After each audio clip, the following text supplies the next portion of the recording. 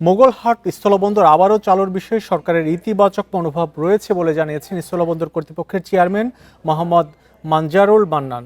দুপুরে লালমনিরহাটের মোগলহাট বন্দর পরিদর্শন শেষে এসব কথা বলেন। চেয়ারম্যান বলেন, মোগলহাট স্থলবন্দর চালুর জন্য সরকার আগ্রহ প্রকাশ করেছে। এ বিষয়ে বাস্তব পরিস্থিতি পর্যালোচনা করে কিভাবে এগিয়ে যাওয়া যায় সে বিষয়ে একটি প্রতিবেদন তৈরি করে সংশ্লিষ্ট কর্তৃপক্ষের কাছে উপস্থাপন করা হবে। পরিদর্শনকালে তিনি জেলা প্রশাসনের কর্মকর্তাদের সঙ্গে বন্দরের জমি ও অবকাঠামোগত বিভিন্ন বিষয় নিয়ে আলোচনা করেন।